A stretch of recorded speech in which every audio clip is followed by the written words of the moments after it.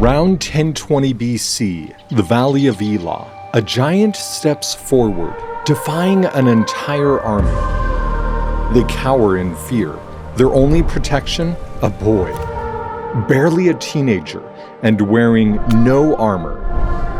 He wields only a sling and a secret weapon, the power of Adonai Sabaoth, the living God of the army of Israel.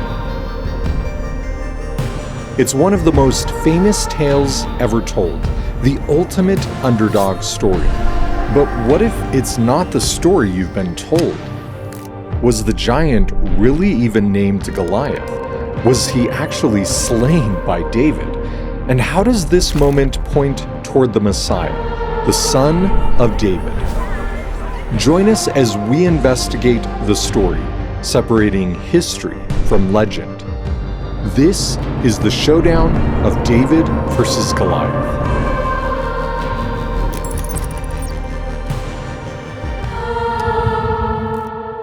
This is the Valley of Elah, also called a wadi, a ravine where water from seasonal rains occasionally flows. It lies in what is called the Shfeilah, a series of rolling foothills and wadis that form a natural buffer between the coastal plains and the Judean mountains. Wadi Elah was an important valley with many natural resources. Its grassy plains, spotted with beautiful lupin flowers, provided excellent grazing. The surrounding hills were forested with trees like the terebinth, which produced turpentine, a sticky resin used like glue, and the sycamore, known for its fig-like fruit and durable lumber. But above all, Wadi Elah was a gateway, one of the few natural corridors granting access from the coastal plains to the Judean highlands, the heartland of the Kingdom of Israel. Controlling Wadi Elah could turn the tide of war, and for the people of Israel, it was a matter of life and death. Such a vital pass was guarded here by the fortress of Azekah. But now Azekah and Soho, a nearby town, had both been overrun by the Philistine armies. The Philistines were led by a champion, a hulking man, a legendary fighter, a warrior since his youth. Some have suggested this Philistine was frail and disabled, suffering from medical conditions, making him weak, nearly blind. But biblical scholars have pushed back on this idea. The Philistine champion was no invalid, but a dangerous and capable warrior, and his name was Goliath. Or was it? See, the story is found in 1 Samuel 17, where 28 times David's fearsome opponent is simply called the Philistine. Yet the name Goliath appears only twice, once at the beginning and once again in the middle, where he is strangely reintroduced, as if for the first time. Because the name Goliath appears to be from a different story, later inserted into David's account, identifying what was originally an anonymous Philistine. We'll come back to this, but whatever his name, this Philistine was no ordinary warrior. He was a giant. Your Bible probably says Goliath stood 6 cubits and a span. A cubit was about the length from elbow to fingertip, and a span from thumb to pinky, making Goliath roughly 9 feet 9 inches tall, or almost 3 meters. Or was he? Many modern Bibles are based on what is called the Masoretic text, preserved in medieval transcripts, which says Goliath was nearly 10 feet tall. But other sources, over 1,000 years older, like the Septuagint, the Jewish historian Josephus, and the Dead Sea Scrolls, all list Goliath at a different height, 4 cubits and a span, about 6 feet 9 inches or just over 2 meters. still imposing, still intimidating, but far more realistic. So why the difference? Later scribes likely changed the height to further magnify David's victory.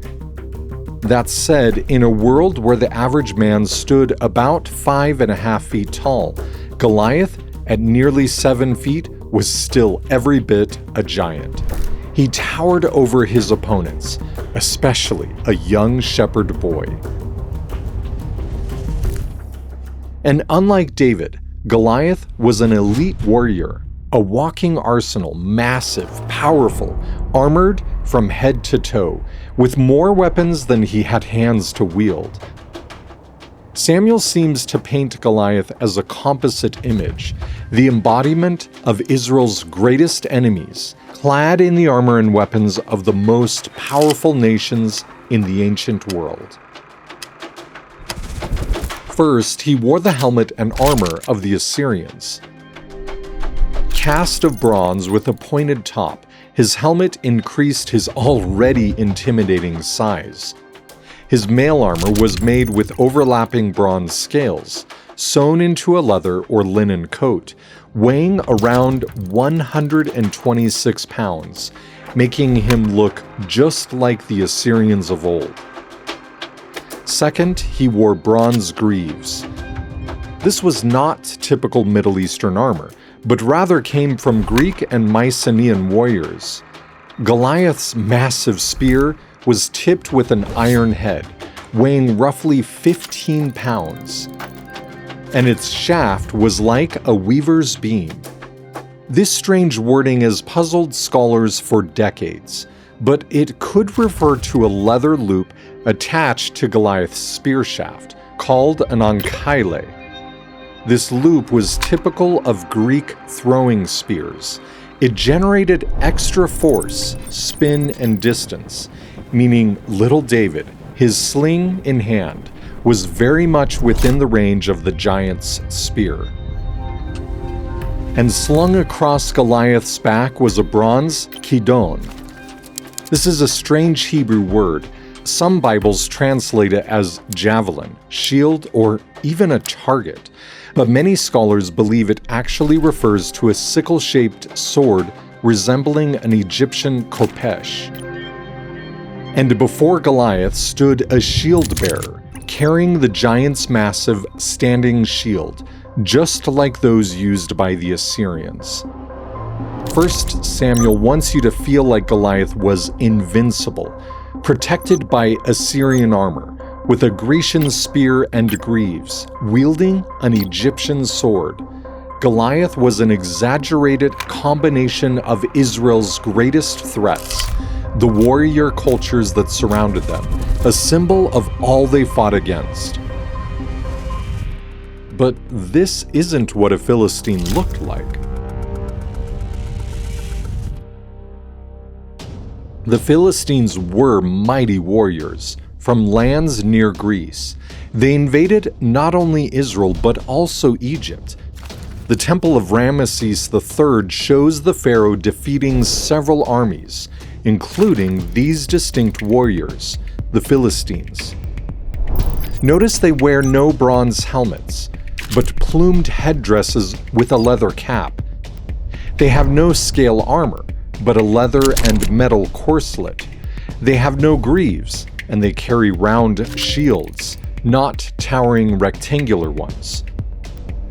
1 Samuel doesn't describe Goliath as a Philistine.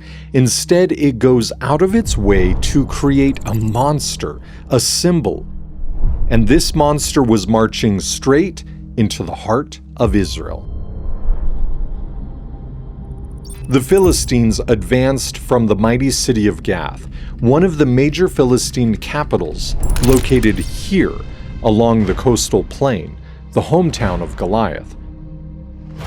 From Gath, they marched the 8 miles to the Shephelah, entering the Wadi Elah, the gateway to the Judean highlands. They've already captured the fortress of Azekah and occupied Succoth. The kingdom of Israel is in jeopardy. Luckily, King Saul's forces stop the Philistines at Elah, with armies forming their battle ranks. Until the giant Philistine steps forward. He calls for single combat, and for 40 days, morning and evening, he taunts the armies of Israel, and they tremble. But their salvation is coming. Not a warrior, but a shepherd boy.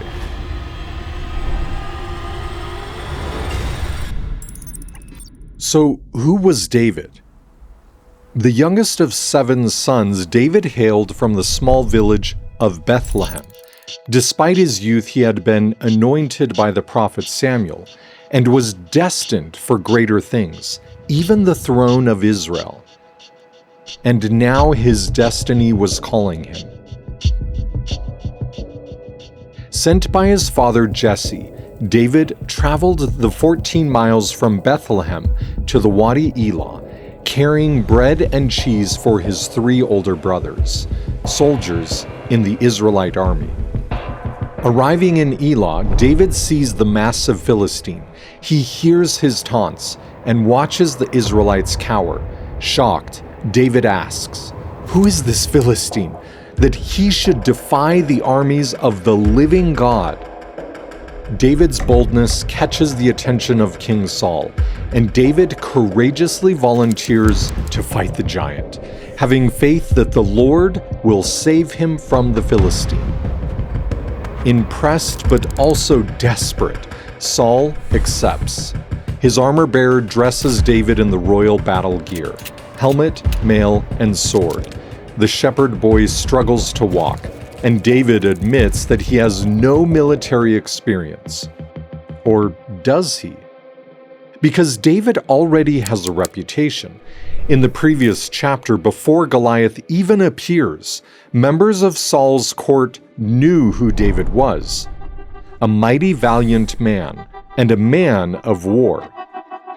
Saul summons David, and is so impressed that he makes him his personal armor-bearer, hardly a role for someone so unfamiliar with weapons or warfare.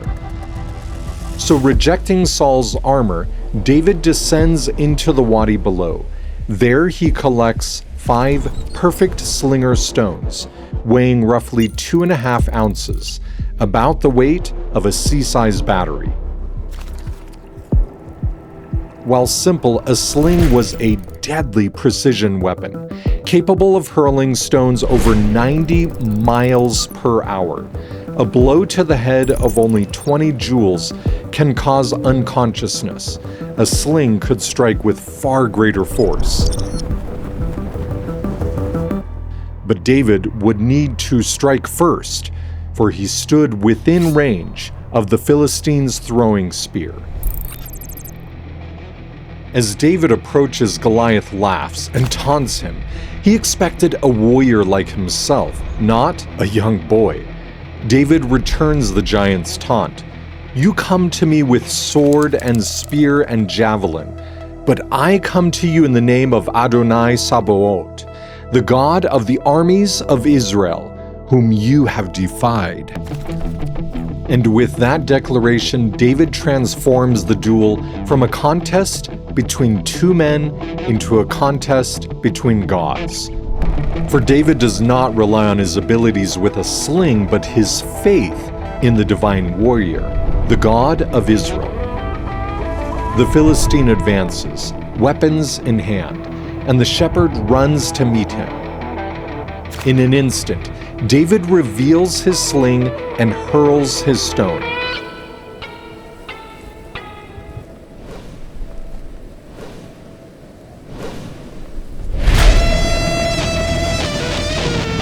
Racing at nearly 90 miles per hour and guided by the hand of God, the stone strikes Goliath in the only place his Assyrian helmet left exposed. The impact likely exceeding 30 joules, shattering his glabella and incapacitating the giant. Goliath falls to the ground and does not move. With no hesitation, David rushes forward, and holding Goliath's curved kidon aloft, he slays the giant. Shocked at the death of their champion, the Philistines flee this way, toward Gath. Galvanized by David's victory, the Israelite army gives chase, routing the Philistine forces along the 8 miles back to Gath. By the power of God, the symbol of Israel's enemies is defeated, conquered by a mere shepherd boy from Bethlehem. David has slain Goliath. Or did he? Because the Bible mentions Goliath again.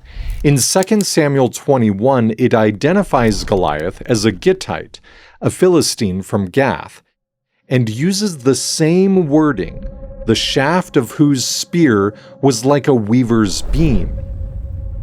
Here, Goliath is also killed by a man from Bethlehem, but his name is Elhanan, one of the 30 mighty men of David. He slew Goliath during King David's reign, and it appears that it's from this story that David's Philistine opponent gets the name Goliath. David versus the Philistine leaves us with lingering questions. Can we fully trust the stories of David? Perhaps David slew the actual Goliath, or some anonymous Philistine champion, or not at all, because the story has been reshaped over generations, as later writers built upon David's legendary feats. Yet, whatever the origins of the story, David became Israel's greatest king, ushering in the golden age of Israel. But that golden age was lost, the kingdom fractured, and foreign powers like Assyria and Babylon shattered David's dynasty. And so Israel longed for the return of the king, a new son of David. Jeremiah prophesied, "The Lord will cause a righteous branch to spring up from David. Judah will be saved, and Jerusalem will live in safety." Many Jews believed this would be the Messiah, a branch of David who shall arise to rule in Zion. So when a rabbi from Galilee began healing the sick, casting out demons, and teaching with power, the astonished crowds asked, "Can this be the son of David?" And when he entered Jerusalem, riding on a donkey, like a king approaching his royal city, the people welcomed him, shouting, "Hosanna to the Son of David." So while questions surround the story of David and Goliath, we can trust in the one who is declared the Son of David, heir to his royal throne, the true King of Israel, the Good Shepherd from Bethlehem, Jesus the Messiah. Early Christians saw David's victory over Goliath as a type of Christ. St. Maximus of Turin taught that Jesus was the chief cornerstone, so that when Goliath is struck by a stone, he is struck down by the power of Christ. But more importantly, the story foreshadowed a great cosmic battle between Christ and the devil himself. As St. Augustine said, David took the enemy's sword and with it cut off his head. Thus Jesus also did. He overthrew the devil with his own weapons. And so whether the story of David and Goliath developed over time or preserves the memory of a historical duel, its deepest meaning can ultimately be found in Jesus. For Christ defeated a far greater enemy than Goliath. He overcame the devil, the powers of sin, death, and hell, when he rose again on the third day. And because of his triumph, we can overcome all things through Jesus Christ, the Son of David.